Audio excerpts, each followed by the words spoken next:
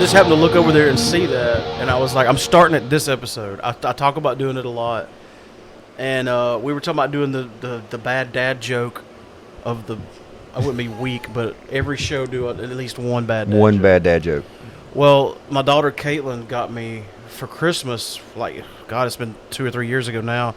It's a desk calendar of bad dad jokes. Okay. So what I would do is, you tear one day off, and then you got the next day, and you just discard the day before. You saved them all. No, not all. I saved the good ones. You saved the good ones. If it was a bad one, which they're all bad, but if it was one that didn't make me laugh, I threw it away. Okay. If I thought it was funny, I flipped it over next to the calendar. So I have a huge stack of them. Not to mention the ones that we've got from, like, Messenger and that we send each other and all that good stuff. So suffice it to say, I've got at least 150. So the next 150 episodes, I've got plenty of material. I got one that Laura told me. Don't tell her I said that. Go ahead. Our inaugural thing, we'll go ahead and do more than one. You know you can get in trouble if you laugh too loud in Hawaii. Really? Yeah, only aloha is allowed. Aloha. That's pretty good. This one's from the calendar. I just watched a program about beavers. It was the best damn program I've ever seen. You tried not to laugh. That made it funnier. So there's your. I don't like this segment your anymore. Bad dad jokes of the episode. And there'll be more of those. When's our next board meeting where we can veto the? I don't know. Kellogg calls the meetings, not me. Okay, I called one, but nobody came. Yeah, I don't know how you feel. I've called several podcasts. I had a meat tray and everything, and nobody showed up. Oh, you didn't tell me there was food. That's a game changer. Or beer. Hey, let's tell them what we're drinking right now. We should. Where is this brewery from? Because it's called Southern. Southern Prohibition, I believe, is in Hattiesburg. Yeah, and it's called Crowd Control. And this is a different. It's 8 million% alcohol. This is a different can because this got the little sexy chick on the thing. I thought they did change the can because it just had a gas mask on it. Yeah, it's like at one point. And I had one. Well, it's a tall boy can, and it's got the cool little label on it. You can tell I'm a beer nerd because I sat down at the bar and opened one and took one sip and ran inside and got 2 glasses. Oh yeah, you got to. I was like, I got to look at this and look at that. Oh yeah. You cannot see through that. It's thick. It's heavy. I had to get a chaser for a beer. Yeah, I wasn't planning on drinking any. I'm trying to get I can't. What? And when you're getting old, you start forgetting how to use electronics. You got a new phone? I've had this for a minute. Really? Yeah. Well, a month or so. Well, that's still new. So, what are we going to talk about here? We're going to tell them about. We're going to talk about all the cool stuff we did. We did some cool stuff. I did mention on the last podcast that we went to Texas, and I told Kelly a little bit about the gas station, and we'll talk about that some more. The main thing I want to talk about with you also is the Iron Maiden show. Yes. And, Austin, Texas is interesting because the first thing I noticed, damn, there's a lot of traffic. I counted. I was like, look at this. I can't remember if I was talking to you or Alicia, but I was like, look, there's 2 lanes here, 2 lanes there. Yeah. Then down in the pit, there's 2 lanes here, 2 lanes here. Then up above, on the bridges, there's 2 lanes here, 2 lanes here. They're all bumper to bumper. It took y'all 4 days to get back from Austin. It did. We had we had a debacle in Shreveport. There was like 9 lanes of traffic just sitting there for like an hour. In fact, at one point, we were going to try to catch up with y'all. And then when that happened, I was like, I'm not even going to try now.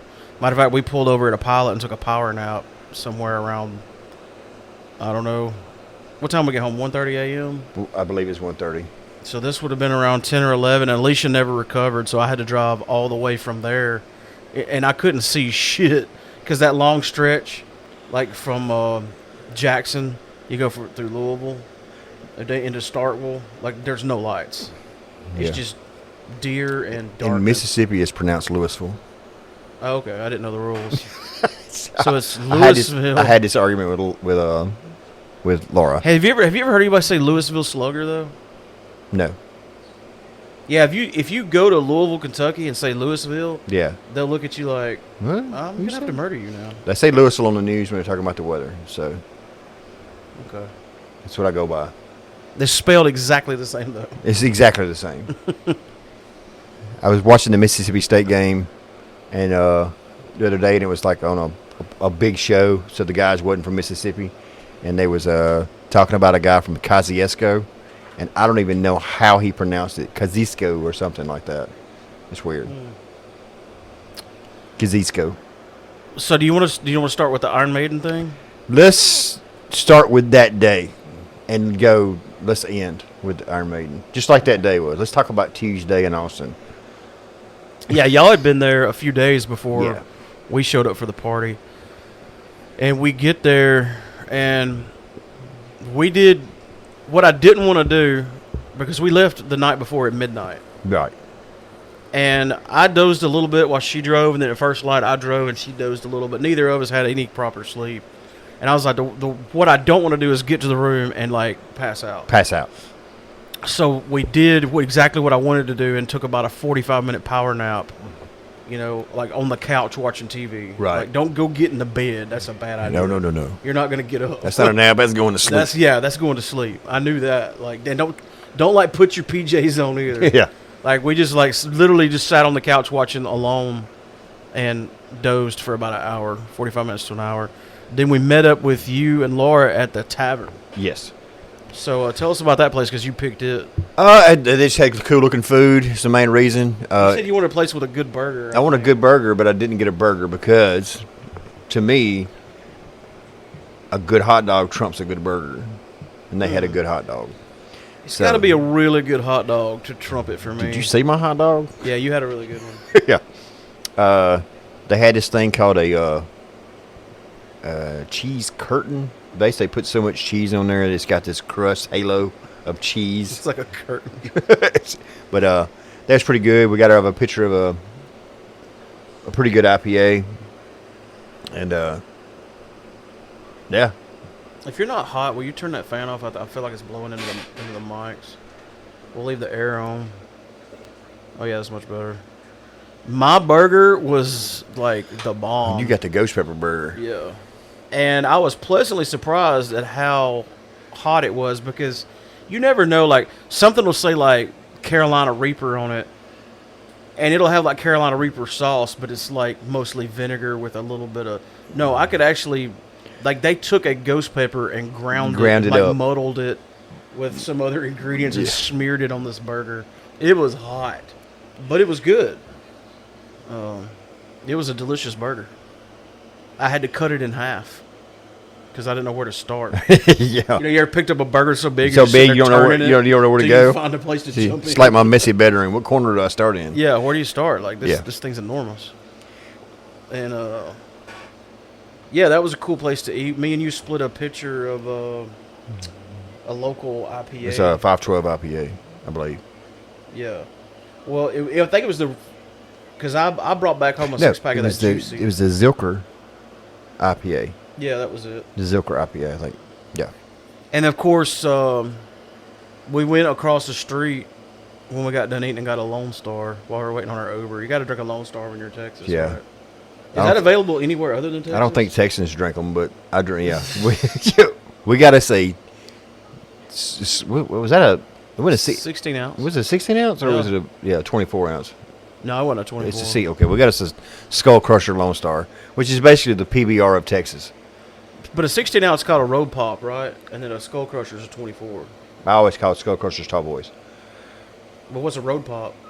Just a beer. Just a beer you drink while you're driving. Yeah. That's just a nice way of saying something you shouldn't do. Yeah. Actually, you can ride in a car and drink. That's not bad. Right. So, yeah, and the thing is about Austin is there's these scooters laying around everywhere, just laying there. And what you do is, like, and we didn't do one, but, like, we got the gist of it. You picked it up and you scan it with your phone. Yes. and it turns it on, and you And- drive it wherever you want to Yeah, go. you give it 2 kicks and go. Yeah. They go about 25 miles an hour. Which And don't they're sound all like over the place. which don't sound like fast, but the homeless people in Austin, that could be it. I'd wreck. Well, the Uber driver told us there's been a lot of electric scooter related accidents in Austin, Yeah, and I can see why. Yeah. they're flying through there. And you said you even saw the vehicle that, because I was like, somebody's got to go around and pick these up. I and seen them charge dropping them off during the So they just gather them up and charge them when and I was redistribute them. when I was waiting on my Uber for the football game. I seen a lady dropping off scooters at the charging destination. Also, while waiting on my Uber for the game, I saw 2 guys coming through with a case of beer on the scooter on the platform. They had their foot behind it. You know, you can put 2 feet on a scooter, Yeah. but they had straddling a case of beer? They were straddling a case of beer. 2 guys. Two of them on one. No, Each. two guys side by side. One with the Coors Light, one with Bud Light. A whole case. Nice. Scooting along. They used their other foot to balance it on the thing and hold it where it wouldn't fall off. Wow. Yeah, but you got to get the beer there too. Okay, so that was Monday. Yeah. That was pretty much it for Monday. Oh yeah, that's all we did Monday. And then Tuesday, We got out. We got up and went straight to the gas station. Yeah, we left Austin It about. was a further drive than I was expecting. It wasn't a far drive. It's only 30 miles. It just took 45 minutes. Yeah. Oh, actually, a little bit longer than that with the traffic. I was pleasantly surprised. I didn't know you could literally eat there. Yeah, it would have took longer if I wouldn't have run the red lights. Yeah, you did run a red light. But yes, it was like 35 miles. I saw the red light, and I was like, damn, he's going for it. Like, it's going to be bad red. And by the time we got up there, I was like, shit, we're about to get T-boned. It's going to turn green again. And then when you started going under, you're like, oh, shit, that light was red, wasn't it? We was talking about something. I didn't even put, yeah. So, yeah, let's talk about the gas station. Again, it was the gas station where they filmed All right, Texas Chainsaw Massacre, Yeah, 1974. 1974 film, the gas station scene where they put the cannibal family that put human body parts in the chili. I didn't think about that. I should have got a bowl of chili. Oh, yeah. Yeah, because they serve. But see, we watched the movie as soon as we got home. Uh, When they left the gas station, that guy in the wheelchair was gnawing on a sausage. They looked just like those Yeah. sausages. So we did get to eat that, and that was in the movie. so you did see the cook's truck, right? Yeah. The white truck. Now I know. Yeah. Now you know what it is. The thing that threw me off is it was so rusted. Oh yeah, it's not white anymore. It's not white anymore. But yeah, it was the cook's truck Well- that was parked out there. And that the diesel, the Black Maria yeah. truck, they own that too, and that's what they're restoring. That's what he was talking about when we was there. And remember in the movie, she went from the Sawyer house back to Right. the gas station. Exactly. And the cook, turns out he's one of the family. one of the brothers in Yeah. the Sawyer family, and he tied her up and took her back to the house. That house is on the other side of Austin. Yeah. And didn't you say it's a restaurant I think now? it's a restaurant. Now, that would be cool to go eat in. Yeah. Well, this was my expectation of the thing. I knew it was a horror memorabilia. That's the hardest word to say in the dictionary. Memorabilia? Memorabilia. That's 5 syllables. Yeah, we gotta Am I right? shut it down. Shut this. Memorabilia. Yeah, it's You gotta add 17 syllables. Shut this shit down. Yeah, that's because 17 syllables and 8% alcohol does not go well. No, it does not. Well, I thought go in, take a picture outside. Hey, look where we've been. Nana, boo boo, you didn't. Go in there, see. Oh yeah, I wasn't expecting to be there long. Sit in there, see a few things, buy a souvenir, and get back to the hotel. Go check out a brewery, and then go meet up. Go back to our hotel, get ready for the concert. That was my expectations. Yes. Laura's too, because Laura wasn't even going to go. I even told Alicia, because our plans got a little bit changed up. We left later than we had planned, and we were talking about going to the gas station before the concert. And I was like, it's going to be fine because We're not going to be there long. As much as I love this kind of thing, there's not that much to do there. It's not that much. I mean, And boy, was I wrong. oh my God. There's a lot to do there. It was. The guy was the guy. What was the guy who's working? His name is Chris. I forget his name, but we've got his information. I think his name's Chris. We're going to interview him Yeah. in his band situation. He's Yeah. got a band that's awesome. Well, we get there. It's absolutely awesome. It's cool as crap. They have all this cool stuff in there. we didn't leave Austin till 1. We got there around 2. We're hungry, so they serve food. So, okay, let's get some food. It's probably just a novelty. Oh, they barbecue in the movie. They tell barbecue here. Yeah. Ooh, I got you. The barbecue is good. Amazing. It's good food. Everything I ate was really good. And did you see that smoker? Oh, God, yeah. Dude, I don't think you could pull that smoker with my truck. No, You need a If you have counterweights for your lid, you got a smoker. The smoke box on that smoker is bigger than my grill. Yes. And my grill is bigger than what I need for what I do with it. Right. But it was absolutely cool. They had all kind of stuff in there. And we spent a lot of money in there. Like I was telling Kelly, even shit you can't even find on eBay. Yeah, you can't find like hard to find memorabilia and just like the action figures and like any kind of horror merch you could think of. They've got it there. I was reading some articles just preparing for this podcast about some of the stuff, and they said they wanted to turn it into. He was a fan of the movie. The guy who bought the place, he wanted to turn it into a place where people wanted to come. They got cabins out back they can stay. A campground, a stage for bands to play. All the photo op things they've got set up. And all the the butcher bucket, all that kind of stuff. And they wanted, a horror merch. This is easier to say than the other word. And they had everything in there. Like, I think you got overwhelmed. Yeah. I kept going, looping around. Looking it's not a big place. It's very small. But every time I'd make a loop, I'd see some more shit like, whoa. Like, dude, they had a Silent Night, Deadly Night action figure. I remember. Did you see that? Yeah, you can tell. Talk about deep cuts. What was the RV imprint face? What? That was Friday the 13th Part 6. Part 6. Where he pushed her. I seen it and I knew exactly what it was. So I pointed it out too. to you and I seen it. And you was like, oh, cool. That's from, Part 6, blah, blah, blah. Yeah. And he said, yeah, she came in and she brought some of those and that one's autographed. And you just turned around and walked away. I didn't want to know how much it was. You just walked away. Because if he'd have blurted out a reasonable price. You'd have bought it. Exactly. So I didn't want to know. I didn't want him to say like, "Oh, it's only $49." It's only $49.99. $49. I can't afford not to. You're right. That look good hanging on the wall. Shoot, that's perfect man cave material. Yeah, it's like I didn't even want to know. But and that's another thing. The stuff in that store is reasonably. It's not crazy expensive. Not crazy. They had pops in there that wasn't out. I mean, pops that was fit to the store. It wasn't just, hey, we got pops. Yeah, it ain't like Hulk Hogan pops. It was like pops, the fitting of a horror store. I'm not even gonna say that other word.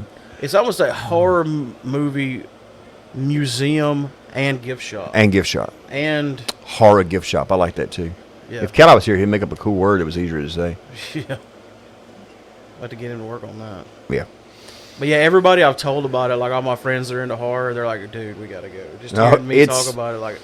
Well, like I said, we thought we was going to have a cool little photo op, spend an hour. I thought we'd be there 30 minutes tops. That's what I told Alicia. I was like, we're not going to be there like 30 minutes. The place is small. Who was there? It is. We was there 2.5 hours. It's maybe twice the size of this 30 by 30. What time we left? We left at 3:30.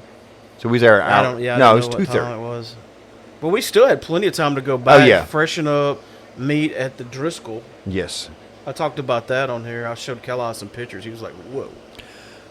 That's the. But I didn't remember. Was it Lyndon B. Johnson that met his wife there? Yeah, Lady Bird. Yeah. It was built in 1883. It's the first. Yes, it's the oldest hotel in Austin. And when you're sitting there in the bar looking around, like you can just tell they don't make them like that. Oh no. Like the wood grain, like architecture. Like there was wood panels on the wall and see with all this carved shit in it. That sunlight, that stained glass sunlight they have in there, and that big ass fountain they got in there. And that sculpture that you pointed out. You said that this artist... Have you ever seen one of those coffee table horse riding sculptures? I don't know the guy's name who does it. He does cowboy and Indian themed. I bet I could find it. Sculptures. A small one for your... This thing would not fit in my living room. It's huge. It was huge. The horses were big enough to sit on. Almost. They look like Great Danes. That's how big the horses was. There it is. Let's see who made this. Widowmaker. It's called the Widowmaker. Created by Bravo Walker. Bravo Walker. The Widowmaker's a prized art piece at the Driscoll Hotel found in the Driscoll Bar, which is course, where we went to. Beeline. The bronze statue was created by blah, blah, blah, was specially commissioned for the hotel. So it's made specifically for the hotel. Yeah. Well, there you go. Thanks, Internet. Yeah. Look up the value of it. I bet it. I don't even know. What's it called again? The Widowmaker? The wood, yeah. 300,000? Or was that 3 million? Oh, that's not talking about that sculpture. 3 million would not surprise me. Oh, no. It doesn't say specifically, but yeah, $3 million wouldn't surprise me at all.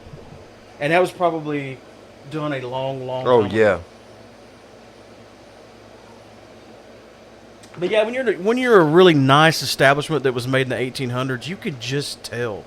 Oh, yes. That you can't duplicate that kind of architecture today. You can get close, and you can make some cool shit that looks old. But we walked in the bathroom, and I thought me and you were the only ones in there. And I was like, can I move my shit in this bathroom and just live here? And then I heard somebody bust out laughing because they knew I was talking about, like, that bathroom was nice. It was really nice. And in 1883, like, how did that work? Because they had outhouses in their houses. Would they have had a bathroom? You know? Huh. I don't know. Like, how did that work when you had outhouses at a hotel? They had to have some kind of... something. Yeah. I bet it wasn't that nice in 1883. Oh, no, probably not. What year did houses and what year did places get running water? They had some running water in... Electricity? Would they have I guess power? when electricity... In the 1880s, they probably had electricity. Yeah, as nice as that place was, they probably... I mean, they had it. Yeah, but everybody else might not have, but they probably had it. Well, they said that electricity was a lot like the way the internet worked. Like only the center of the city had it, and then it slowly branched out into the rural areas around. Oh, so okay, we ate it. We didn't eat. We met for drinks at the Driscoll, and I just had a couple of. I guess you'd call it a double of Jack, or a double and then a single, and then I had a local beer, and then another local beer. You got the 512 juicy, Yeah. the juice. The I 512. brought a 6-pack of that home. I was drinking some on the last podcast. The 512 hazy IPA. It was good. And then the girls went to eat sushi, and you and I ordered an Uber to go see Iron Maiden. the Iron Maiden. At the Moody Center. And the Moody Center is cool, man. It was a new place. They built it just for A, the basketball team, and B, concerts. Like, they specifically designed it for, like, good acoustics and good view. And when we first got there, I was like, man, what the hell's up with all these portals? Yeah. Like, go to portal Portal A, portal B. But once I figured it out, I was like, this is actually pretty damn cool. The thing was we knew what section we was in. We knew what seat and we you was used on. to trying to find your section. But we didn't know your what portal row we and had to your go seat. to. So we had to ask somebody what portal. Look, this is where my seat is. Where's my portal? Yeah. So we had to find our portal. And what a portal is this big ass room that where maybe about 4 separate sections converge. I think it was 2. Was it just 2? 1 or 2 sections converged. And they had a humongous bar And a restaurant looking. and like a restaurant, like cafeteria style food and bathrooms. So instead of like getting up out of your seat and having to walk 1,000,000 miles, you just literally go to the top of the row of your Portal. section into your portal. Yeah. And use that bathroom, and so And like you could just run to the bathroom real quick and come back down, and you didn't miss nothing hardly. so some portals, not ours, but some portals actually, their tables and restaurant area went out to the concert area, you could sit there, and you can sit there at your ours had a table. little window. It was just Had a covered win- up with people. But you couldn't. You didn't have a table out there that you could. It sit had like a at. little ledge. Yeah. You But could sit your beer on, but it was pretty packed, and our seats were better than that. Our seats were pretty good. Yes. Considering we bought them less than a month before the concert. Yeah. And the concert was sold out. Yeah. I wouldn't have thought it when Trivium was playing. Nope. Even though I thought Trivium did a great job, and I love Trivium. But even they were like, we know. We know. We're going to play a couple more songs. You're not here to see Trivium. You're Yeah. here to see Iron Maiden. We don't blame you. Yeah. Don't worry, this is our last song. And they didn't play long at all. They just played, hey, look, we're going to, And I missed my song that I wanted to hear, but they did a great job. I mean, I They were like good. Trivium. And But yeah, everybody was there to see Iron Maiden. And then they took about, when they quit, it took about 30 minutes. About 30 minutes. Maybe. I didn't. Once we got there, I think I got 2 beers because they were $12 or something a piece. First of all, secondly, I'm not there to try to get drunk and have Right. to pee every 5 seconds. I didn't. I didn't go to the bathroom through the whole Iron Maiden Oh, show. no, which through was Iron an Maiden, no, hour we sat there the whole time. or stood there. Stood there. No, we didn't, yeah. And the Iron Maiden started off. They did 3 songs off of the new album, and then they kind of pretty much worked their way backwards, with the exception of a couple.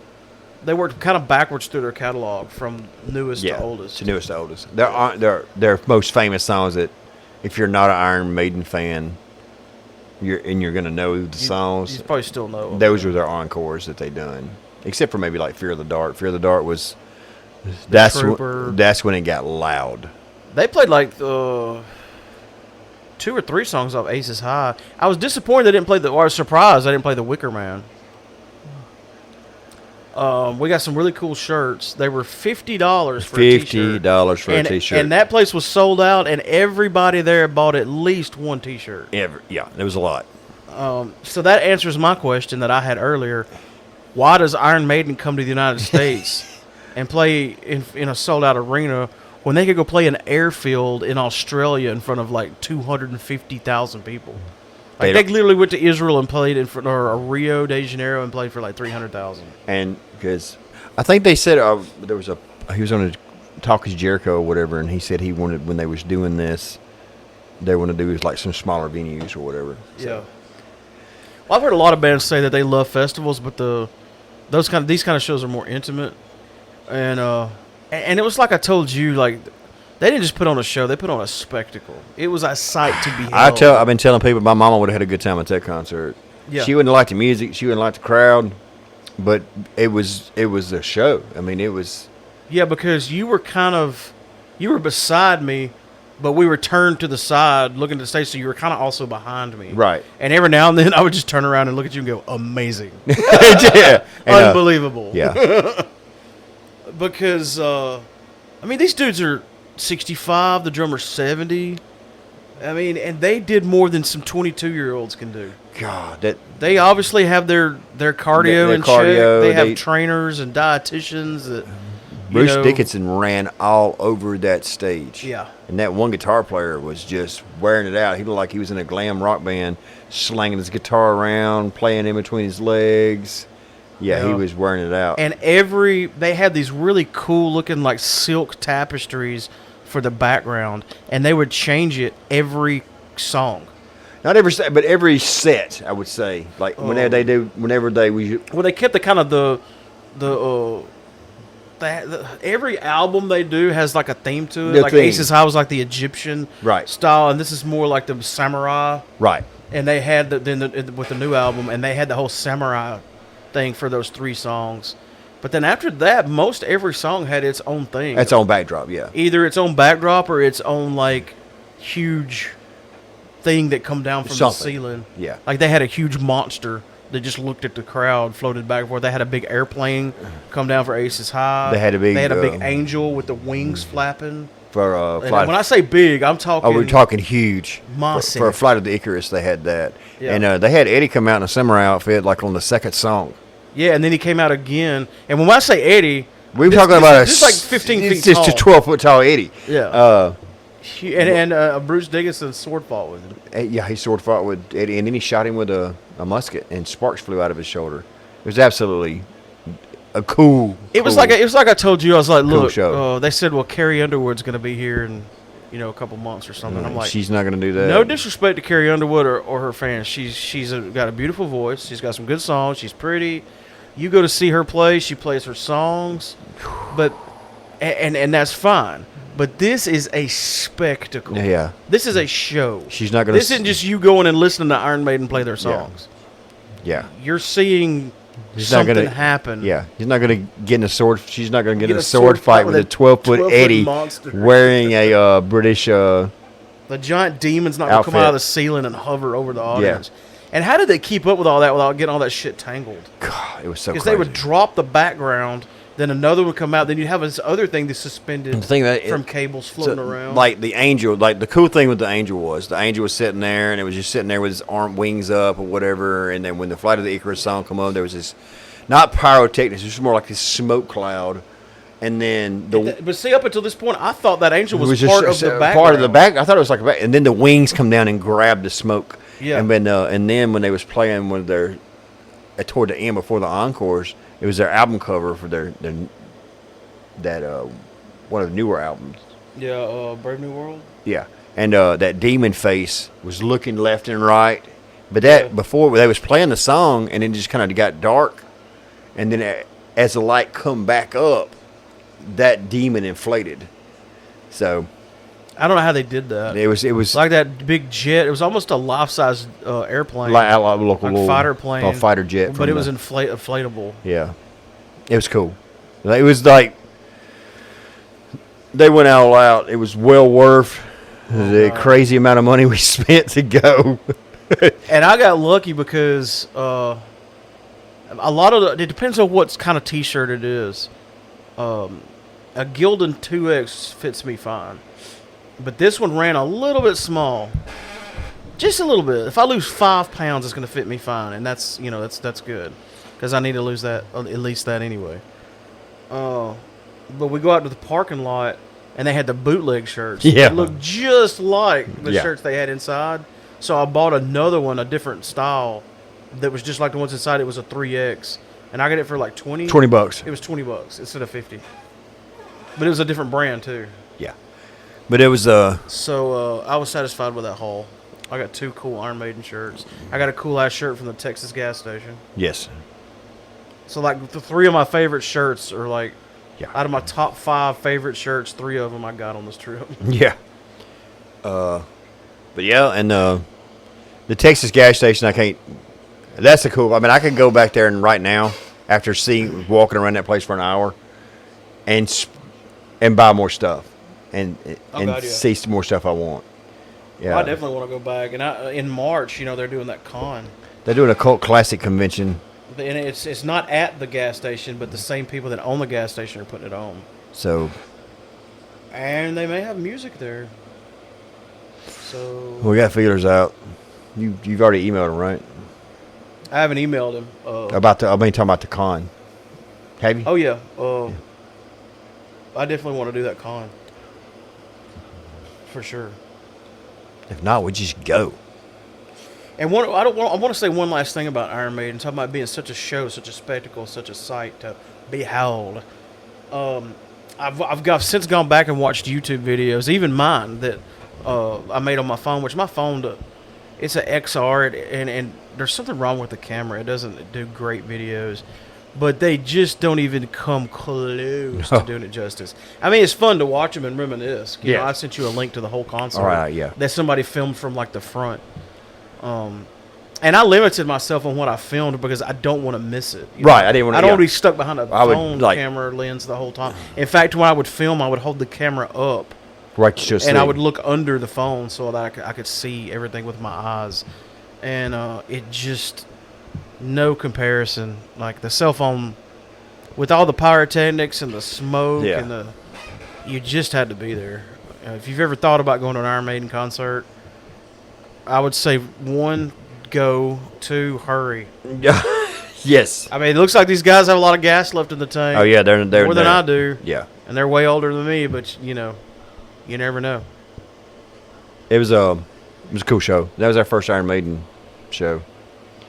So yeah, it makes me wish I would have seen them more than this. Along, yeah.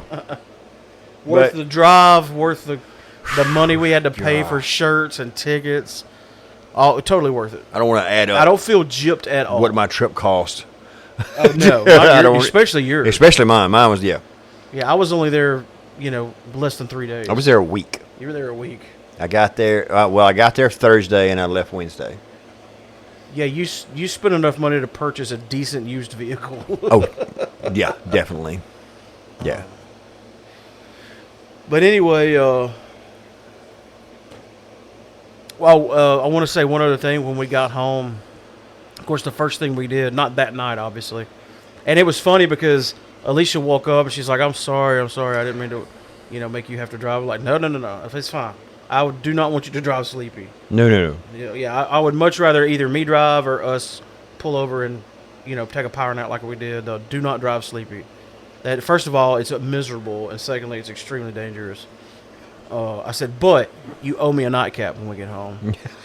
And she's like, okay, fine. And we get about right on that stretch when you're coming into Becker from Aberdeen. Yeah. She's like, you probably need to go onto the end of this road and get me a couple Mountain Dews if we're going to do a nightcap. I was like, psh, nightcap my ass. I'm going to bed. Yeah. I'm putting a pillow cap in my bed. Yeah.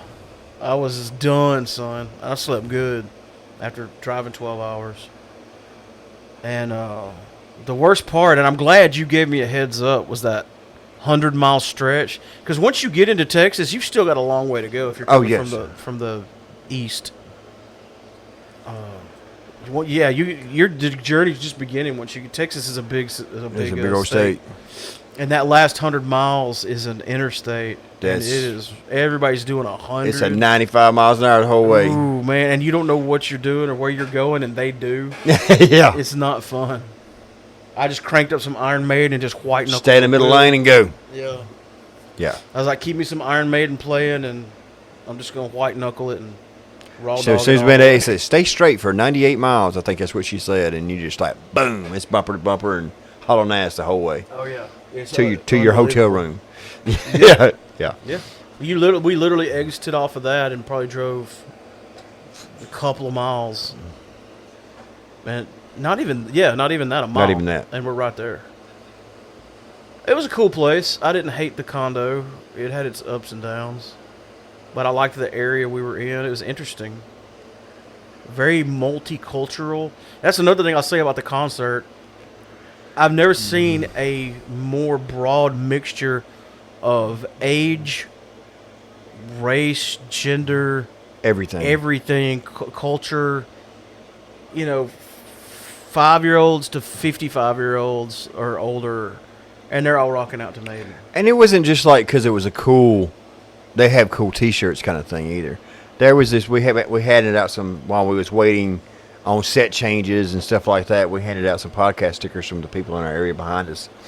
And one of them was a little girl. She's probably I say little girl, she was grown. She was either her late teens or early 20s, I would say.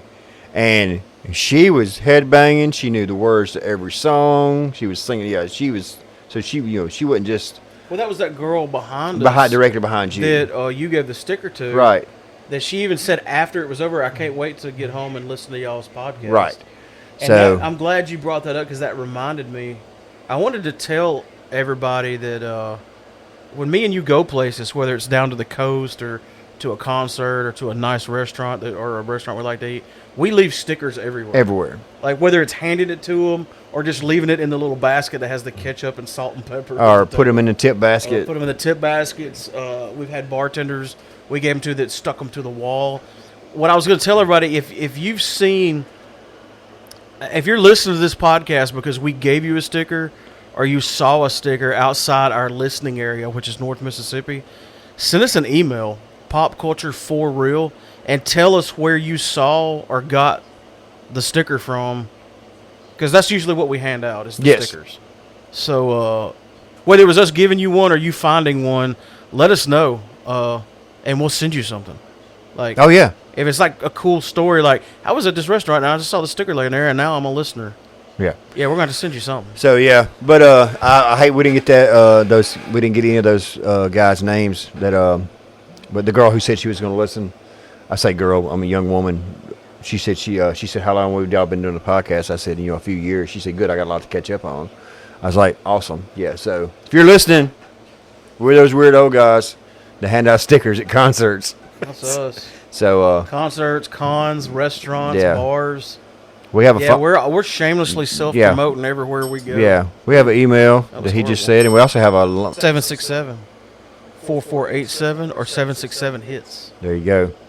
So email, tell us where you got. We're always putting on the hits. Tell us where you got the sticker, or you don't even have to call and leave a voicemail. You can actually text that number. It'd be a fun story to hear because there's at least a couple of listeners that are listening to this that were like, "I found a sticker." It's like, cool. I found that sticker on the garbage can that somebody tried to throw away. But that number you can leave a voicemail. Nobody's going to answer it. And, it's a voicemail only line, and you can also text, or you can text it. So we're gonna wrap this up and go to the that interview I did with Barry. Yeah, I think that'll work. Or do you have anything else? Well, I'll tell you what we're going to do. I talked about this last episode. Our friend Barry Poole does these what I call extreme hiking, and he went to Iceland and did a big hike. And when he came back, I was like, dude, I want to talk about that on podcast because to me that's just fascinating. Just flying off to Iceland and trekking a couple of 100 miles through the snowy mountains. And we did about a 20-25 minute or so interview, and we'll take you over to that. Then me and you will come back and close it out, and we'll have another episode. I think you need to play some for the gas station part. You need to play like 3 songs in this thing. Like for the gas station part, you need to play some Rebel Flesh. Rebel Flesh is the name of the guy's band, and we're going to interview them. So and for the Iron Maiden portion of it, you need to play some Iron Maiden. I think we might get in trouble for that. We can talk. I just have it in the background. I can do it in the background. And then for Barry's Walk, you need to play some It's a very gray area for podcasts. Icelandic death metal. It's got to be a thing. Oh, I know exactly what I want to do because I talked to you about this. You may not remember. I had a revelation about Iron Maiden and why we like it so much, and I'm going to tell you when we get back from this interview. It's interesting. Okay. And that ties it in with me playing Iron Maiden. We're gonna try a weird beer. Let's do a weird beer. Yeah. And let's do this Barry Poole interview. All right. All right. I'm joined here with my friend Barry Poole. How's it going? It's going great. Last you were on was when we were talking about serial killers, I think, for Halloween like 2 years ago. Yeah, it's been a while ago. By the way, I think now's a good time to tell you, if I ever tag you on Facebook in an episode, that usually means we talked about you in the episode. I listen to quite a few of them. I don't get to listen to all of them, but I try to listen to everyone, like you said, that I'm tagged in, see what y'all are saying about me. Yeah, usually if we mention somebody, I like to tag them because, everybody deserves a right to defend themselves, Correct. So the reason I want to get you on here this time in particular is I'm really fascinated with your sense of wonder and adventure. I like to, it's hard to believe looking at me that I really like to hike and go camping and be outdoorsy. My body doesn't really match that lifestyle, but your body matches it perfectly fine. You take it to a whole other level. You did 70 miles at John Muir? On the John Muir Trail, yeah. Unfortunately, I got altitude sickness and had to quit my hike early. I was supposed to do 211 miles. Ended up doing 70 out of that. Got really sick, and unfortunately had to cut it short. I've heard altitude sickness is just the shits, man. Like, what all kinds of... Didn't you say you were bleeding? Yeah, the first thing I noticed was my feet and hands swelled up pretty big. And then the next morning I woke up and I bent over and my nose just started pouring blood out of it. And I had like the worst headache I've ever had. And then I got to notice that my heart was beating really fast, so I checked my heart rate, and my heart rate laying in the tent was like 175 beats per minute. Yeah, it was...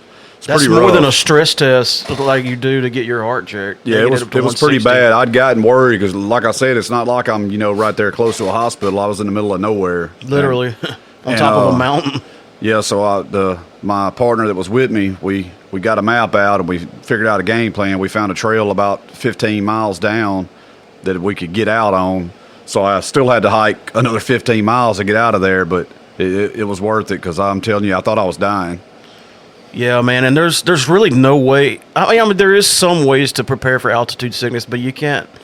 I mean, we're not exposed to high, what do you call it, sea level. Yes. Here in Mississippi, I mean, we're like, what, 2 hours from the Delta, which is like a floodplain area. And then you go from that to how many thousand feet? I was that morning, I was right at 14,000 feet above sea level. Jesus. I remember when I went to Denver and stayed about a week or so. Of course, I wasn't hiking or doing anything strenuous, but I could tell, like they call it the Mile High City. I could tell, the air was different. Like you almost have to breathe a little harder or something. The best way I can describe it, even while you're hiking, it's like you're hiking straight uphill when you're hiking on flat ground. You're trying to catch your breath that bad. You're having to double your breathing on everything you do. That was the Rocky Mountains, right?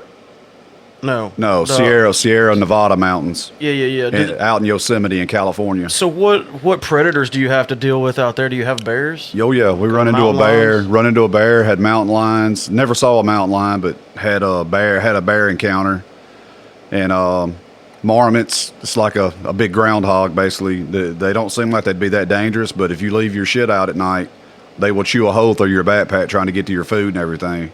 I know hanging the food works, but bears can climb. Is it because they can't smell it as well because it's up in the tree? Or well, you hang it away 10 feet away from the tree where they can't get to it. Oh, so they'd have to climb out on the limb and risk breaking. But on the John Muir Trail, so you're making it harder for them, not impossible. Yes, on the John Muir Trail, you couldn't hang food because there was no trees. We were above tree level. Oh, so you have to take what's called a bear canister. And you keep all your food in it. It's supposed to be scent proof, and then you have to keep it at least 100 feet away from where you're sleeping at, in case one does find it. It's not there right there at you. You watch Alone, right? Yes. We were watching an episode the other day, and this one crew had dropped off a big tote-looking thing with cameras in it, and it was sealed really sealed good. I don't know if they dropped it with drones or what, but they literally dropped it onto the island, and when the guy got there's a huge claw mark on it. I think I would have tapped out right then. Nope. Have you watched season 8 of it? I don't think so. What am I on, 7? We just started 8, okay. I don't know spoiler alerts or anything, but 3 different people have tapped out in season 8 because of bear encounters, because they're at Vancouver Island, which is heavily infested with grizzly bears. Yeah. And 3 people have already tapped out just because of bear encounters on it. Which bear's the worst one? Grizzly. Those are black bears, right? No, they're brown. The brown bears are the worst. Yeah. Yeah, honestly, I think I would be more scared of a mountain lion than a bear. Because bears are kind of if I'm going to get murdered, I want to get murdered by something adorable. Bears are they're kind of cute, right? No, they're not. They're Fuzzy Wuzzy was a bear. You just want to hug them, and then they murder your face. It's not the little bears that Theodore Roosevelt invented. These have teeth and claws. Nice Teddy reference there. Yeah. So let's fast forward. We talked about John Muir. How many years ago was that? 2 years ago. So now, why Iceland and why now? Why did you zero in on that? Iceland's been on my bucket list. The Lugavager Trail's been on my bucket list for about 20 years.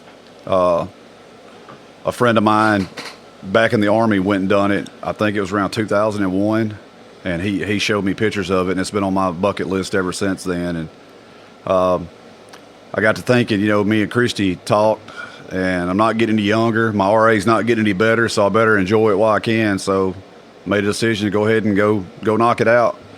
Yeah, and you were saying you were a lot more prepared this time. I know you dropped a lot of weight. You had been doing a lot of walking and hiking and prep work for that one. Yes. And it was pretty much smooth sailing, wasn't it? John Muir Trail, I was in decent shape, but I weighed about 230 then. And then my backpack weighed about 43 pounds, so I was carrying 275 pounds on my knees. This go around, I weigh 195. My backpack weighed 26 pounds. So about 50 pounds less weight this go around, and had no problems, man. I marched through it, and hell, I could have done another 50, 100 miles on it. How many miles was it? 50.7 is what I ended up doing altogether. And how many days? Started on a Sunday around 12:30 and finished on Wednesday around 12:30. Did you stop and check stuff out and sightsee? Or were you just mission to get to point B? No, I stopped and took a lot of pictures. I'll show you some later, but took a lot of pictures. Stopped when I found a good scenic area. Stopped, took a break, got me some water. ate a snack, and just admired the surroundings, man. It's like being, I told Christy, it's like being dropped off on Mars. I mean, it's like a different planet. It's so surreal, the scenery there, every turn you make. Do people in Iceland all speak English? Most of them do. I was talking to an Icelandic warden at one of the huts that I stopped at, and they make them start taking English when they're in like the second grade. And they all, of course, have accents, but they all speak English for the most part. About how many people did you like run into? Like, was there a lot of people doing this trail like around this time? Yeah, there were. When I done it, which was 2 weeks ago, it's towards the end of the hiking season. You can only hike it from July to September because of the harsh weather. Yeah. And it was right towards the end of the hiking season, so it wasn't quite as crowded as it would have been like in July or August, or July, the 1st of August. But I run into a lot of people, but out on the trail, it was like you was out there by yourself. I would go miles without seeing anybody. So it was a lot of solidarity to it. It was very, very calm and relaxing. Like I told Chrissy, I said, I know people to pay a hell of a lot more than this for therapy, and this is the best therapy in the world. The thing that kind of baffles me is like just doing it by yourself more so than anything. Like I couldn't hike that far. Well, right I couldn't now get you to go with me, so I had to go do it. Well, it's a little extreme for my I thought I was the big shot because we backpacked 4 miles one direction, even though you said it was 2, but we won't get into that. And a lot of it is the gear, right? Like I've heard about backpackers that would drill holes in the handle of their toothbrush to make it lighter. Like that, everything you take, you have to put a lot of thought into what you're taking, what you can do with, what you can't do with, and how much it weighs. And you're really into weighing out your stuff. Every hike I go on, when I get back, I weigh it and say, okay, what did I use and what did I not use? What could I have done without? So I'm very minimalistic when I go hiking. I take absolutely the bare necessities, what I need. Beer, whiskey. Well, smokeless tobacco. Beer's a little heavy. I do take my Copenhagen with me, though. I can't do without it. But I spent a lot of money on ultralight gear. I saw people out on the trail, they had to have been miserable because their packs like they weighed 60 pounds. Yeah. And, they had a tent that probably weighed 10 pounds. To put it in perspective, my tent weighs 2 pounds. My sleeping bag weighs about 15 ounces. And my backpack weighs right at 2 pounds. There were people out there that, like I said, 60-pound backpacks, and they were struggling. So how did you combat the altitude sickness situation on this? Because that's pretty high elevation there too, right? Well, it was a little over a mile elevation above sea level. I think the highest I got was around 7,000 feet. 7,000 feet's a long ways from 14,000 feet. Yeah. But almost double. I was in Math Whiz. I know, right? I was in much better shape this go around. The John Muir Trail, for whatever reason, I did not prepare like I usually do. And I was in decent shape, but not near the shape I needed to be. And this go around, I live on the 4th floor of an apartment. So I put on a 30-pound vest, and every day I went up and down the stairs 20 times, up from my room down to the bottom and back up 20 times. Did you get a lot of weird looks from your neighbors? Yes. Matter of fact, I think I had the cops call on me a couple times. There's a crazy person here. Yes. I remember I was in the fitness center one day on the treadmill, and I'm not lying. This dude walked in with his scuba diving gear on and got on the treadmill and started running. I guess he wanted to, be prepared. He was getting prepared. But that's just not something you expect. Most people are wearing, Under Armour, Yep. And here's this guy with a big tank on his back and big flippy floppies. But then, living in North Georgia, man, I have multitude of hiking trails around there, and there's one right down the road from my apartment. It's called the Pine Mountain East and West Loop, and it is a perfect trail to get prepared for altitude or climbing because it's 1.1 miles to the top of the mountain, and it's pretty much straight up. To put in perspective, the grade on it is about 40% incline, and what I did in Iceland was about a 20% incline. It was a gradual climb, but the one at Pine Mountain, it got me into shape because it was straight up. And I would go out there and do the East and West Loop at least once a weekend, and then I would do part of it or all of it 2 or 3 times during the week too. So I would do it with put my weighted vest on or a day pack loaded down with weight and go out there and do it, and it got me ready. So what kind of like conditions, like cold wise? When I think Iceland, I literally think of like inside of a snow globe or a North Pole looking kind of situation. I know it changes because this time of the year it would be. Is it still summer there? Yes. I know you're closer to a hemisphere where it flips. It is summer there, but the hottest it got while I was there was about 50 degrees. Oh, okay. It would get up to about 50, but at night it would get down to around 20. 20's cold. Yes, it is. And that's what's crazy about the gear that you can get nowadays is like you get these super, super lightweight tents and super, super lightweight sleeping bags, but they still keep you like extremely warm. Like what was your bag rated at? It's rated to 10 degrees. Don't you have one that's like even more than that? Yeah, the one you have is rated to 0 degrees. And it's like literally you can't even tell you're holding it in your hand. It's so Exactly. light. That's crazy. I guess that's down. Is that what that is? Yeah, it's a goose down is what it is. Oh, so I shouldn't have washed it?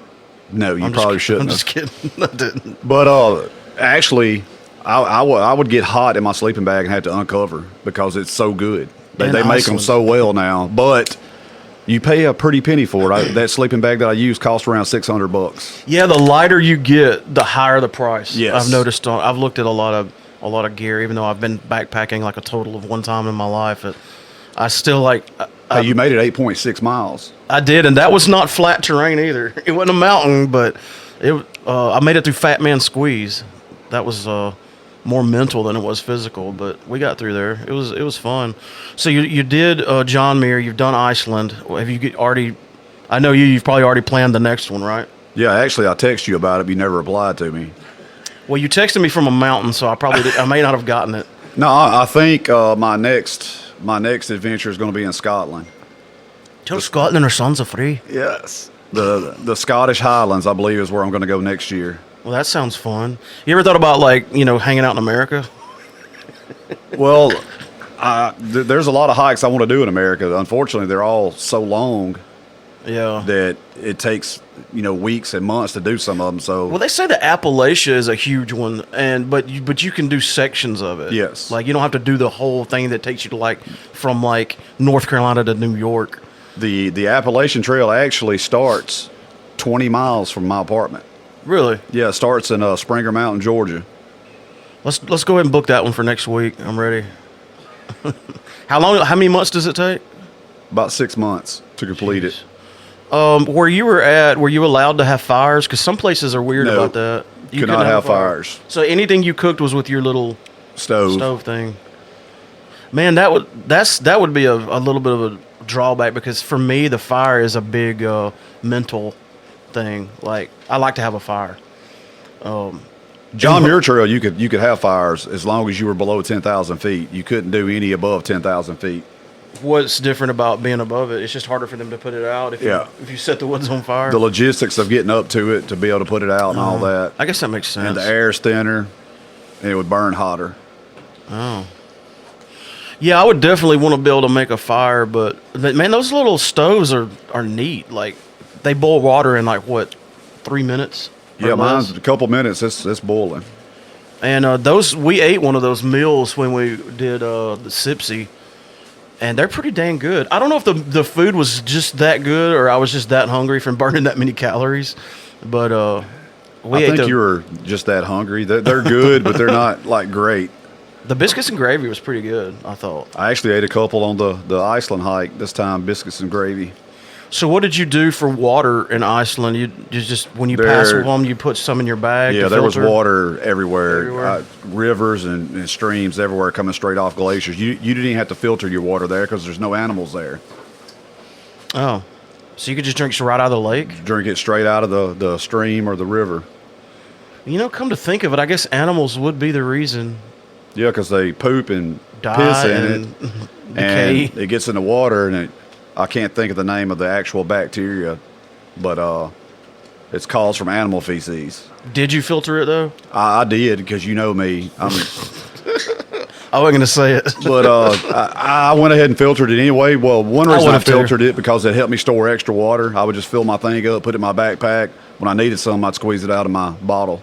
I say that's the only mistake I made when we did Sipsy is that I didn't drink enough water on the way in, and on the way out, we corrected. We stopped and filled up the bag and refilled our carry bottles. Yeah, you were quite mad at me when we got there because you hadn't had anything. You were hangry. Well, you just kept saying it's right up here. It's right up here. 2 more miles. It's right up. It's right like over this hill. I think another mile. Oh, it's right over here. It was right over there. I had fun though. I think we've picked out the next spot. I called it the Grove, and I want to get to it a different way, just to try a different trail. But that's more my speed. A couple miles, 3 miles maybe. I'm not quite ready for 70 miles in the Sierra Mountains quite yet. I don't know if I'll ever be. But a man can dream, I guess. You could do it easily. So you want to do Scotland next? Yep. Are you going to do like a hike a year? Is that kind of your plan? That's my plan. I want to do one big hike a year, and then the rest of the time I'll do some smaller ones around where I live and around here. Maybe get you out there a few more times. And yeah, I'm down. Just let this hot weather kind of. I wouldn't even care if we hiked in the winter. I don't care if it's snowing. I just don't want to go in August. I hiked through a blizzard at Iceland, so wow, it's definitely a lot better hiking when it's colder. As long as you stay moving, you're fine. They say you can get snow blind. Like that's a real thing. You can get lost because everything's just white. Yep. I'll talk about it a little bit more later, but I went through a blizzard my first day. 8.1 miles. It was perfectly sunny. I'd sent Christy a picture. Like, look how beautiful the weather is. And at 8.5, I was walking through a blizzard. And me and this little French guy and his wife that I had kind of hooked up with, Pierre and Garceau were their names. We were kind of following each other, and I said, we better check because we couldn't see anything. And I pulled my phone out, and I had the map downloaded offline and looked, and we were about a half a mile off trail. We had to backtrack because we lost it because you couldn't see anything. Yeah, I didn't think about that, but cell phones have probably really changed. Because before that, you would just have to have a compass, right? Yep. But now you got a GPS, and that was smart to download it offline because I'm sure you actually had service because you texted me a couple times. Yeah, it was shoddy. I'm sure it was spotty. When you get to the top of a peak, you would get service. But I downloaded the map of the trail where I could have it offline, where it would always work because it was going straight off satellites in. Yeah, that's smart. And what about as far as like if there was an emergency, was there on a loan you push the button and tap out? Can you tap out in the middle of Iceland? All trails, the app I use has a emergency button, and you hit it if you're in the middle of it, you can't find your way out. You hit it, and it sends a distress call to the nearest authorities and pinpoints your GPS and sends them your coordinates where you're at. I don't want to pay for that helicopter ride. Well, I got travel insurance, so if something like that happened, I paid $112 for travel insurance. So if I had to be airlifted out or anything like that, it was covered. Yeah, and that's the thing. Like you mentioned before, you're doing all these long, extreme hikes, and you have full-blown rheumatoid arthritis. So that ought to be, a motivation to people that are perfectly healthy that feel like they can't get out and do something like that. You're having to combat that as well as these conditions that, with the altitude and the cold and all that. What do you think is going to be the challenge in Scotland? Like, I figured out the challenge at, John Muir was altitude, bears, cougars. Iceland is cold. What's it like in Scotland? The weather is going to be the challenge, kind of like Iceland. Very windy conditions, very cold in the highlands. The terrain is not that bad. I think the trail I want to do, it's 65 miles, and the total elevation grade is like 35%, so it's not terrible. The weather's definitely going to be the challenge there because they're notorious for like 50, 60 mile an hour winds and snow, things like that. It'll definitely be the challenge. Is there any predators in Scotland? No, besides the Loch Ness Monster. Oh yeah, that's cool. Did you know there was a recent sighting of the Loch Ness Monster? I thought like that kind of stopped happening, but there was a lady that claimed to see the Loch Ness Monster just within the last week. I remember seeing the trail I'm wanting to do is called the West Highlands Way. It takes you by where the Loch Ness Monster, the lake of the Loch Ness Monster. So that's going to be pretty cool. Yeah, take a picture. And I'm also going to do. There's a trail called Sir William Wallace Way, Seriously? I'm gonna add it on. It's like a little 6-mile trail that you can go do, and it's historic sites where he was born and raised, and all of that. So I'm really looking forward to that. Yeah, because Braveheart's my favorite movie, and I've watched it a million times. And it's not based on a true story, but there really was a William Wallace that fought against England, right? Yeah, it's But not exactly Braveheart like, was loosely based on him. Yeah. You know, of course they dramatize it and everything, but and put the Hollywood effect on it. But yeah, there is put the Instagram filter on it. Yes, but there was a Sir William Wallace that fought against the English that revolted.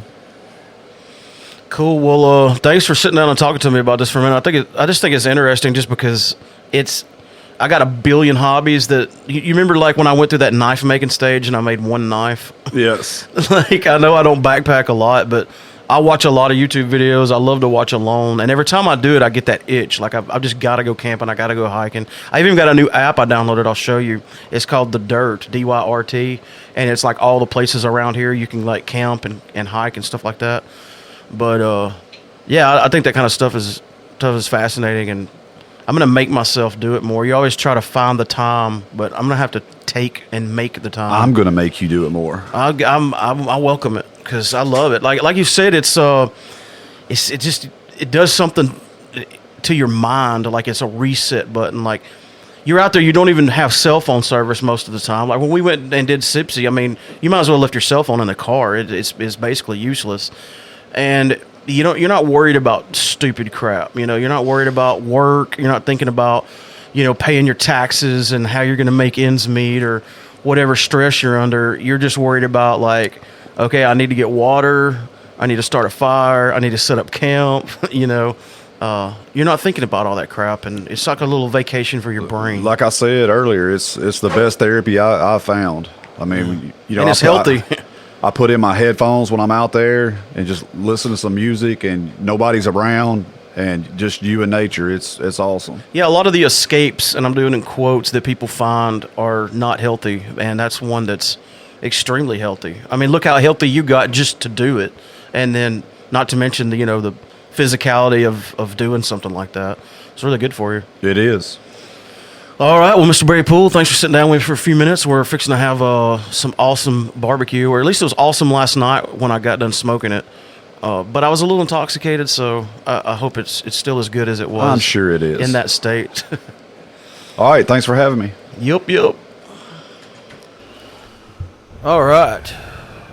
Thank you, Mr. Barry Poole, for stopping by and doing a quick interview with us. I actually did that interview with him about 3 weeks ago, maybe a month. And there was a bunch of people over here, and you know how it is when you're trying to do an interview and like everybody's in the background. It's horrible. Trying to keep quiet. Yeah. But it was a good talk. Barry's always like real professional. You know how he's real meticulous about everything. Oh yeah, he's self-proclaimed OCD. I want to play something for you, and I don't know if this is going to come through the microphones or not. If it don't, I can dub it in. But I'm just going to give you that. This is just one example. And when I was listening to this on the way to Texas, it clicked. I'm just going to skip through this song. It's from Iron Maiden's 2015 album, Brave New World. The song's called Blood Brothers, and they played it at the show. that's the first time I heard this song at the show. It's a good one show. of my favorites. It's a good song. Oh, and the way he introed this song, he was talking about the diversity of the people there, and how like everybody tries to divide us, and we're not divided. We're like, because music brings you together. Like, it gave me chills. I'm not gonna lie. It was a good, yeah. And then he plays Blood Brothers. And I'm like, oh god, that's perfect. Yeah. But listen to this, just this music piece right here.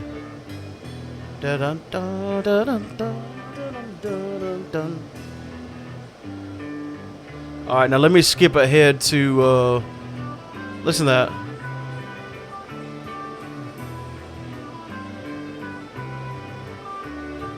Let me skip ahead to 3 minutes when they do another musical break.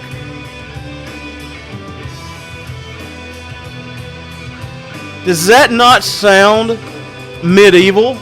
Yeah. Almost Celtic? It almost sounds like... Almost Renaissance? When I was in the bathroom peeing and I heard this from a distance, I thought you was playing Ailstorm. It's D&D music with heavy metal guitars. I thought you was playing the pirate metal band. This is D&D music. Yeah. We like this because we're nerds. And he sword fights. He's a fencing champion. Oh yeah, absolutely. That's why he won against Eddie in the sword fight. But it just clicked when I heard this musical piece right here. I'm like, and this is just one example. Oh, yeah. But in all of their music, they weave in this Renaissance period style, almost like I said, Celtic, medieval style music in with heavy metal. Yeah. In a way that no other band does. Like, I'm a huge Metallica fan, but there's no parallels to them in, like, Celtic. No. I mean, I guess the closest one would be like, medieval music. Led Zeppelin done a song about Lord of the Rings. Yeah. I mean, I guess, which is it's a kick-ass song. But if you took the electricity out of this music and played it with lutes and harps, this would be a tavern thing in a D&D setting. I think next time y'all play in D, y'all need to get the... Listen to that. You need to find a musical score of Blood Brothers and play it next time you're playing D&D with no lyrics. Yeah, and they'll be like, man, where did you find this D&D music? It's Iron Maiden. Yeah, it's the only way to say it. You got to beep it out. Sorry. So I was interested to see like what you thought about my...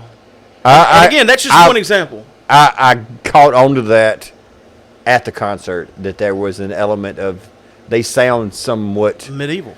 Yeah. Like... that I forget what's like. I used to know all those instruments. They're just different variations of guitars and a few wind instruments and but those big round back guitars that they played back then and all these Renaissanceian.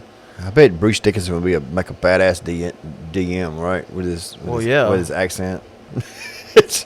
But like it's almost like it's nerd metal. Well, it's I mean, befitting I don't mean this culture. negative, but like.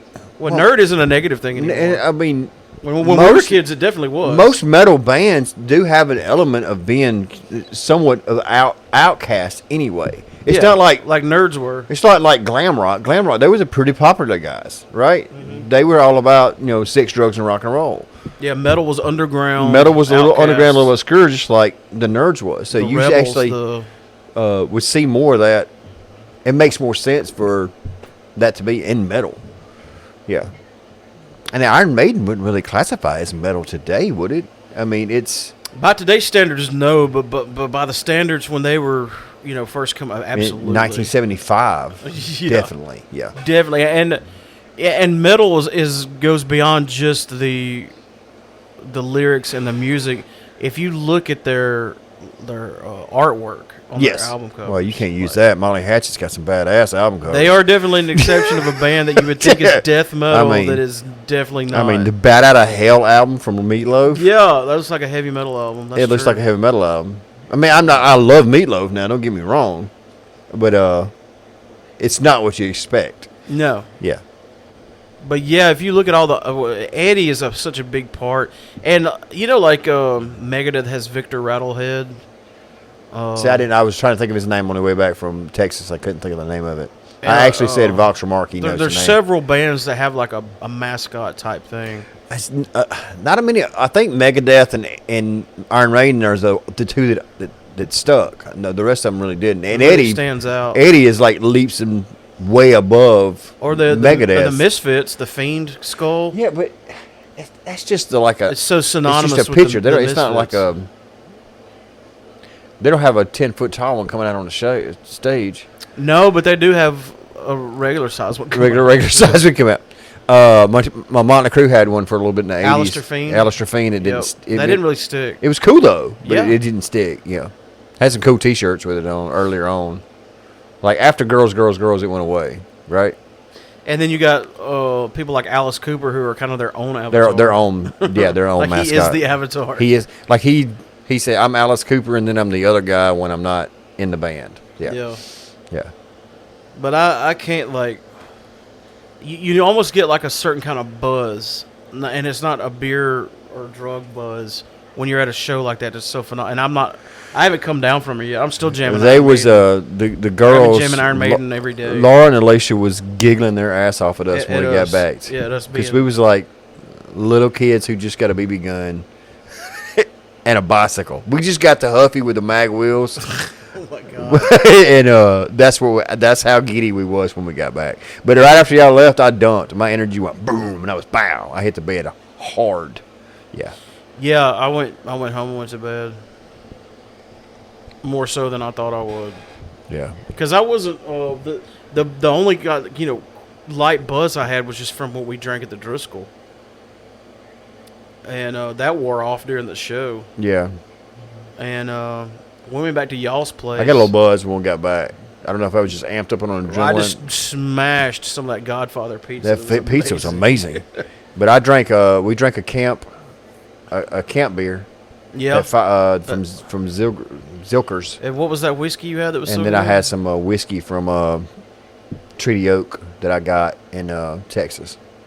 Yeah, that was good. That was an amazing place. It's from I think it's Dripping Springs. It's right on the outskirts. I wasn't going to talk about this episode, but you kind of segued into it, didn't you? I'm a sneaky bastard. We had a absolute amazing time out there, and actually, they make beer, they make whiskey, they make wine. I got a flight of whiskey. Yeah, you sent me the picture. I got a flight of whiskey. I got a beer. I bought a bottle of whiskey. I bought a thing of gin because she brought us a little Nadine. Nadine was an amazing server. She I'm not a gin guy. took care of her. I absolutely hate gin. Repulsed by it. Tastes like a Christmas tree. Do not want it. Pine But, Sol. Nadine, she was awesome, and she brought everybody in there a little sample of this little concoction, this little mixed drink, little fruity raspberry mixed drink or something. And I tasted it. It was good, and I could actually taste the gin in it, and wasn't turned away by it. So I said, I want Kim, my buddy Kim. He likes gin, so I got a bottle for him. So I brought it to him, and I seen him today when we was eating lunch, and I seen him today, and he said that gin was absolutely amazing. So. Yeah, a mixologist can really. Nikki was over here one night, Sean's wife, making some drinks, and one of the ingredients was White Claw. Yeah. And I would rather you kick me in the ass than make me drink a White Claw. And I'm sorry if White Claw people are offended. It's just not my jam. Yeah. It's modern day Zima is all it is to me. If you want to be a sponsor, we'll change our tune. We'll definitely change our minds. We'll hold the can up and pour them out when you're not looking. But she was like, Mark, let me make you one of these drinks. I'm like, I don't like anything that's in that drink. Because she had this liqueur that I don't like, and then White Claw and this and that. She said, Mark, I used to be a bartender. Trust me. Drink this drink. I'm like, okay, fine. I'll try it. I'll try anything. I took a sip. I was like, son of a bitch. See, I was mad that it was so good. See, that's what that's pretty damn good, actually. When it's like I never shot whiskey until I started hanging out with you. I did. I drank Proud to be a bad influence. I drank it. I mean, I would chug it out of a bottle. I'd John Wayne it, but I wouldn't really pour one in a shot glass. We got to keep it classy sometimes, and though. shoot it. But now I'm basically, if it's whiskey, if it's decent whiskey, I just pour it in a glass. Pour in a glass, yeah. I'm buying cheap stuff. Keep it classy. Don't drink from But the bottle. the shots now, we would like a Purple Heart shot or a Redhead Slut shot. That's what I shot. So damn, that brings back memories. So that's what y'all need to start making those out here if y'all want me to do a shot. I want some Purple Hearts, man, those were sweet. God, they were so good. But I loved them though. But nowadays, I'm not into the sweet though. I don't want sweet shit in my. That's why you alcohol. shoot it. No, I love the taste of Jack Daniels. I'll drink it. I'll shoot it. I'll no. put ice in it. I'm not shooting it. Sip it. I just don't. I'll pretend. Well, I say shoot it. I've gotten to where, and I've been this way for a while. Well, you know what I now. mean, though. We pour our shots into a shot glass, but I can't tell you the last time I slammed. I'm not slamming. It'll take me 2 or 3 sips. Yeah. Not that I can't slam it. I just enjoy the taste of Jack Daniels. So I'm not. It's a pretty good shit. Yeah, you slam whiskey that. And you're wasting it, kind of. You slam whiskey that tastes like crap. That's why you slam it. Yeah, and you waste it because you don't get to enjoy it. Right. Yeah, you're just choking it down. It'd be like, how when you were a little kid, your mom made you eat something you didn't like, and you held your nose so you wouldn't taste it as much. Right. That's what you're doing. That's what you're doing. So yeah, if you pour me a shot right now, okay, here's a good example. I poured this shot. Oh yeah, yeah. I've been sitting here nursing it for an hour. I do. Yeah, I get that. That's what I do when y'all say let's do a shot. Yeah. But yeah. And then sometimes I'm just I'll take a whiskey glass and pour about that much Jack and just drop a cube of ice in it and just sip on it. Next time we do car bombs out That's here. how classy I want to be. Next time we do car bombs out here, we're using screwball. We're gonna make Reese's peanut butter cups. I like Screwball, but I just don't like that sweet. I like the peanut butter, but I don't like the sweet. We're not going to use Bailey's, and Bailey's is equally as sweet. Yeah. I like car bombs. So if we do half whiskey, half Screwball, drop it in there, and we get the peanut butter. That's how you would want. So we get a little peanut butter taste, and we'll see how it goes with I'll try it. the old boots. We need to do that at the. I've already used my quota, so I can't say the real name. We need to do that at the Halloween party. We don't have any beer. I won't have a. We won't have enough time. I won't have enough time to make a stout. No. When are we gonna do another damn barley wine? When am I gonna make a beer? I mean, I'm so freaking busy. I got a keg. I spent $50 on a part to make the keg work, and I got Pretty neat though. I got 55 pounds of grain at the house. You gotta admit that was neat. What? The little thing you got that carbonates while it ferments. Oh yeah, I got all that stuff. I can ferment 12 gallons of beer in a 16-gallon keg. And you've got the anvil. And so, I mean, well, I can't do 16 gallons, and then I'd have to get the propane out for that. But I still haven't done it. I got all that stuff. I mean, Alicia bought me that nice 22-gallon pot, and I've never used it. Well, she bought you a 22-gallon pot. You know, you probably needed a 10-gallon pot. Probably. Yeah. It's a nice pot, though. It's a nice pot, though. Hey, you get a burner. We'll meet up at the house. We'll brew some beer. I got a burner. Huh? I got a burner. Yeah, that's what I'm saying. It's one we used to use. Bring your burner over. Yeah, bring your burner over to the house. I got my burner to the house. It's starting to get cool in the evenings. We'll sit there and That would be perfect for like a night brew. Yeah, I don't have a start at like 5 and brew till whenever. No. What? No, I'm not doing that. What's wrong with that? Because I get done at 5. I'm not starting. 5 is when you start drinking. We've done night brews before. I don't like them, though. Oh, really? 5, because I can't I rather drink. enjoyed 'em. I can't drink and get a buzz while I'm brewing. Oh, I did. Y'all did. All the time. I wish I could have seen that judgy face. And that's why I don't bring my stuff over here anymore. I get up and That's what you're supposed to do. Well, I get up and get done, and then after I'm done, I can drink. So that's why, yeah.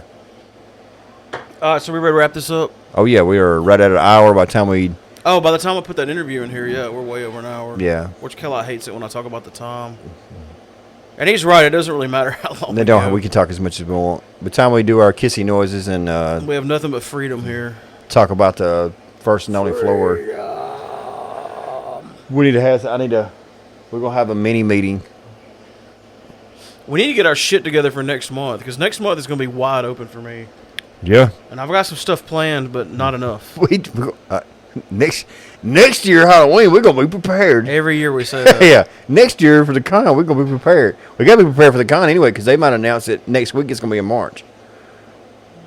Yeah. If they do that, we may be screwed.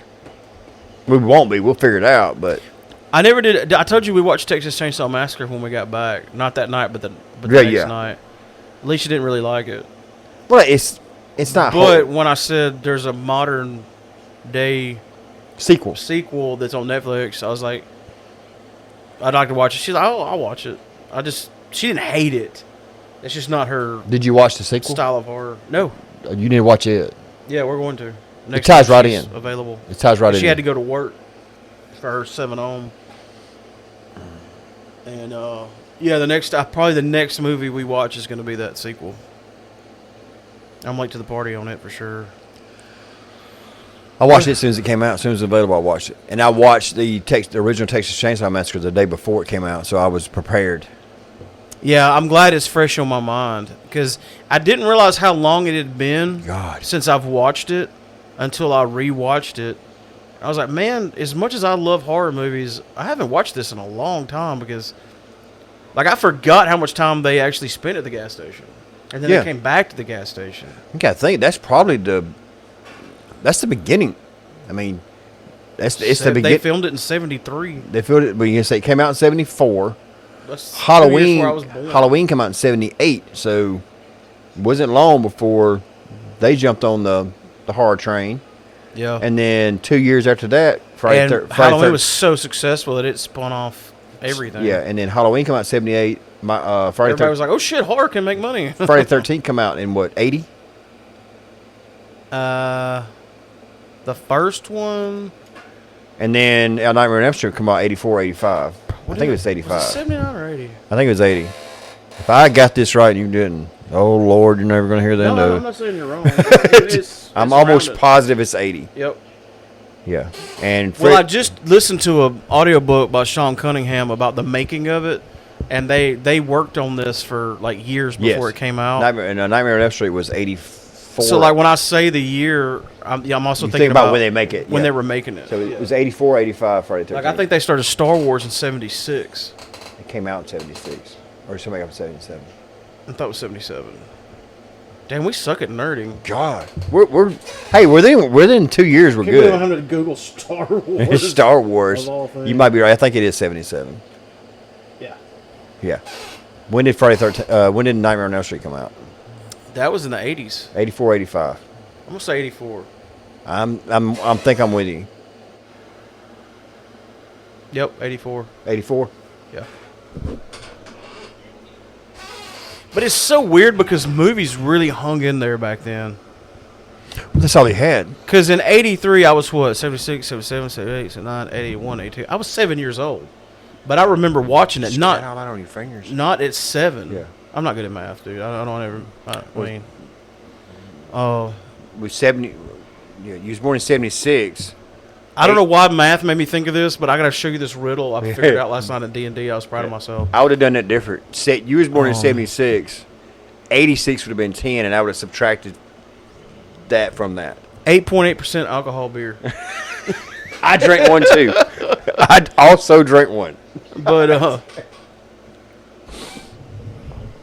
and I think about like my favorite Friday the 13th is part 6. I was 9 when it came out, but I didn't watch it when I was 9. It was still around, like it was still big in like movie rental. That's what was cool. I didn't go about to the theater and watch that guy who worked there. Of course, I guess he has to be. He was a fan of horror movies. Like you said, I wasn't a fan of 5, but I liked The Mask. And he said, but they had a good kill scene. You know, Yeah, he And knew the stuff. I was like, "Oh, Roy." He's like, "Yeah, oh, Roy." He knew. That's the guy He knew his thing. So that was pretty cool. Roy was the character that portrayed Jason, not the. In the movie, he was called Roy.